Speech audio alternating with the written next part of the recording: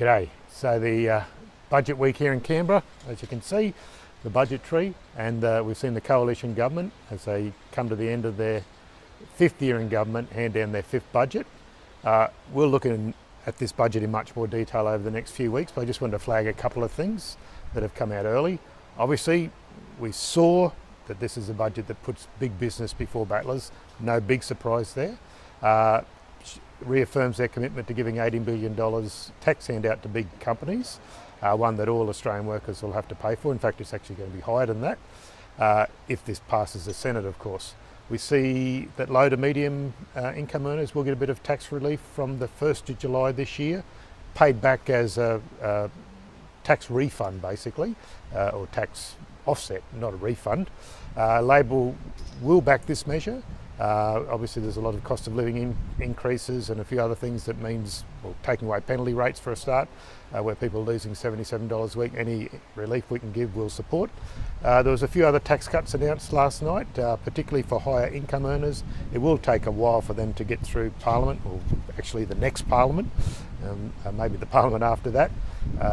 So they're in the never, but we'll talk about them in a bit more detail later.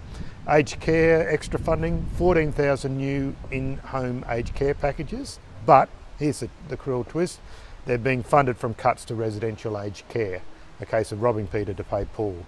They do that when there's over 100,000 people waiting for in-home care. So not enough for the seniors in Moreton at all. Sadly, fresh cuts to TAFE, and we saw this budget, Malcolm Turnbull and Scott Morrison's budget, lock in those cuts to the energy supplement. That'll cost pensioners $14 a fortnight. That's $17 billion in cuts to schools, $2.2 billion in cuts to universities, cuts to hospitals, cuts to Medicare by keeping that rebate freeze for specialists in for another year.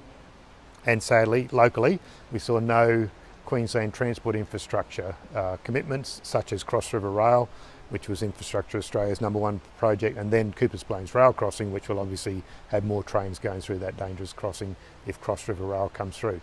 So I'll keep going through the budget, give you a bit more detail and report back to you shortly. I'm actually having a Facebook Q&A live on Thursday the 17th of May, so keep an eye out for that, and if you've got any questions, send them in. And obviously Thursday night, make sure you watch Bill Shorten's speech. He'll unpack a lot of our responses to Scott Morrison's cruel and out of touch budget. Cheers.